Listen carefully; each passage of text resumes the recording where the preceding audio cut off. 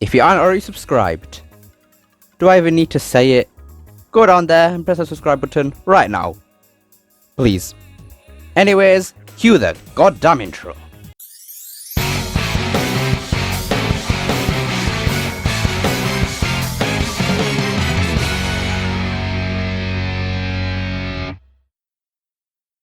Hey, what's up guys, it's Unleashed here today, and yep, we're back with Sonic Rangers once again, and it's actually in a positive light today. So, in today's video, as you've seen in the title and the thumbnail, we're going to be talking about how Sonic Rangers could save the Sonic franchise. So without any further ado, ladies and gentlemen, boys and girls, let's discuss the topic at hand. So, we're first going to turn to the leaks. So as the leaks have been saying, Sonic has actually got good control. How? How have they managed to pull it off? Like, what? Forces had awful control for a 3D Sonic game, and somehow they're gonna fixed it now? Alright. Maybe they have actually learned the lesson this time. I mean, I ain't complaining. I mean, I'm definitely not complaining at all. So Sonic has good control. That is one thing that they fixed from Forces. The next thing is, the boost stages a generation/unleashed style, which is good style. So they've actually fixed the level design too. Wow, not bad. So they fixed the control, level design. Those are pretty much the two biggest problems with the Forces. So if they fix those, well, the franchise is already saved just in saying that. And then this final part, I think this is the most, one of the biggest things from the leaks, is a Supersonic final boss. When was the last time we had one of these? Like 10 years ago in Sonic Generations. Even though that boss wasn't great, the Time Eater, that looks like a homing shot. Yeah, but still, it's still nice to have a Supersonic final boss. This makes Supersonic feel like more powerful and stuff, because he needs to use it to actually take on the final boss, because regular Sonic can't do it, and it just makes the final boss feel different than the regular bosses, because you're Super Sonic. Like, how can that not feel special? But that's it for the leaks, and it's time to actually get into the points now. So since Sonic Rangers is supposed to be open world, that means Sega are finally being ambitious with Sonic again. No more nostalgia pandering, no more classic Sonic, no more wisps. They're all gone. Just like that. I mean, we've been hearing about Infinite coming back, but if I'm being totally honest, I don't mind Infinite coming back at all. I think Infinite could be done really well if it's brought again. And I do want that to happen too, because so much wasted potential in Forces, like honestly. I plan to make a video on that, talking about the wasted potential of Forces. So yeah, Sega actually been ambitious with Sonic again. Right, and to the next point. Usually, open world games are long in length, which means plenty of game time. No more 3 hours for Sonic games anymore. At least I hope. I mean, it could just be a tiny open world. There's always that. But I doubt that's going to happen. Come on, let's be honest here. Because there's no open world game that's like 3 hours long. Unless I've been stupid here. I don't think I am. Yeah. Yeah, open world games usually like 10 hours long, but I don't think it'll be that long, Sonic Rangers. Probably at least 6 hours, but even then that's pretty good for a Sonic game. Like, the last 6-hour game was Sonic Unleashed in 2008. Pretty much every mainline game after that has been like 3 hours long. Wow. So yeah, 6 hours. I mean, it could be just 6 hours of boredom compared to 3 hours of fun like Generations, but we're looking at the bright side here. So 6 hours of fun, count me in. Plenty of game time.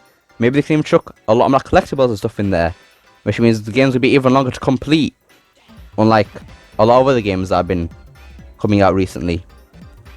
Colors, Forces, Lost World, Generations. I don't know why I said it in that weird order, but it's fine. Right, on to the next point. Open world games require a high budget. There's no way that Sega are going to give Sonic Team a low budget for an open world game. There's no way. Because Sega know how much budget needs to go into an open world game. Because they have other series like that. Persona, Yakuza, Lost Judgment. Those are all open world games. And they definitely look like they're high budget. I mean, just look at the graphics of those games. And how long they are too. Sega must know how much budget needs going for open world games. And I'm pretty sure they would go to that length for Sonic 2. Especially after the Sonic movie, seeing how Sonic can be successful. And I'm pretty sure Sega would want to ride that success too. But not only the success of the movie, but also the success of open world games, because those games are very popular nowadays now. Like I've just mentioned, Persona, Yakuza, Lost Judgment, those are successful. GTA, that's successful. Breath of the Wild, successful. Super Mario Odyssey, successful. All of those games are open world. And I'm pretty sure Sega would want to ride that success.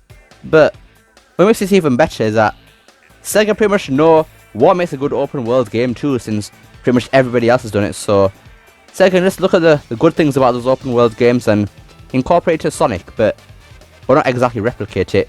Like make it more catered to Sonic.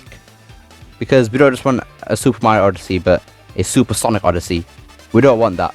Right, the next point is Sega can use this game as a good start to the open world era of Sonic and expand on it.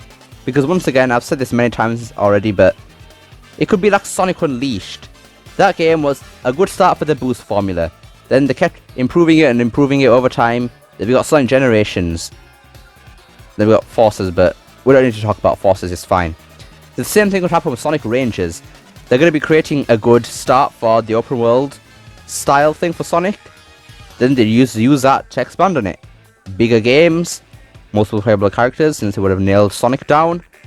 And if they have all these multiple playable characters and good control for Sonic, adventure remakes?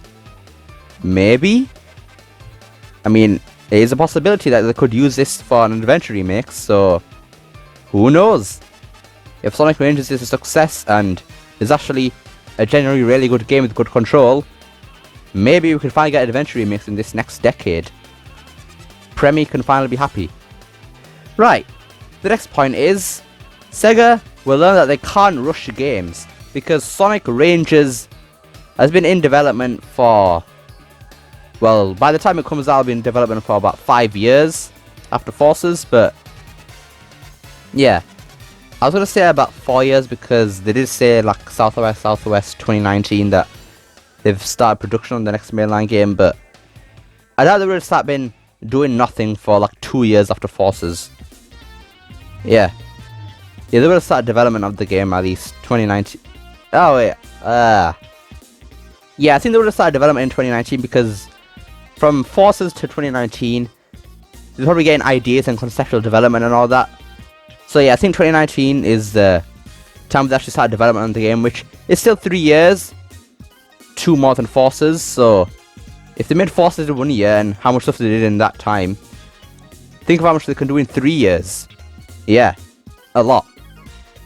But just because they're not going to be rushing games anymore, doesn't mean every game's going to come out every 5 years, because if you think about it, since Sonic Rangers is going to be the groundwork for the next decade of Sonic, they can use the engine that they put into Sonic Rangers and just keep using that for the future. They will already have an engine right there, so they don't have to keep making another one and another one for every new game that comes out. They can just keep using that same engine, and then games can come out way faster. Because they'll get used to using that same engine over and over, then the games will come out faster and faster. You see my logic here? The games will still take a bit of time because times have changed now. Games are getting harder and longer time to develop now, so yeah. And we're actually expecting Sonic Team to actually build upon these engines. We just want the same thing every single time, so it will take about 2 years or something, I'm guessing, minimum, for a new game, which honestly, if they keep on giving us remasters and things like Sonic Origins, then that's fine. Then we'll have something to hold us off between each game. Who knows? We could get adventure remakes at some point. Then yeah, people are playing those like crazy. They'll have Unleashed Ultimate. Please, Unleashed Ultimate, please, Sega, come on. And then, like, maybe Sonic Advance Trilogy port thing. What the hell is that? Don't ask. But yeah, we'll have minimal time of droughts, which is also good because this drought has been annoying since Forces. TSR, that did hold us off for a little bit. For a week maybe, because they stopped supporting it for some reason. Don't know why they did that, man. I swear every time Sonic Team had the most potential for a game, they just go and throw it away. Like, TSR has some really good mechanics in there for a great kart racer. Even series. But no, they just decided to leave TSR and let it die. Man. Really annoying, isn't it? Right, the final point is Sonic will finally be a franchise known for great games alongside Mario. How long has it been since that's happened? Will Sonic have been considered good along Mario? It's been way too long, man. Man, just imagine Sonic actually being considered a great franchise again. What a dream that would be.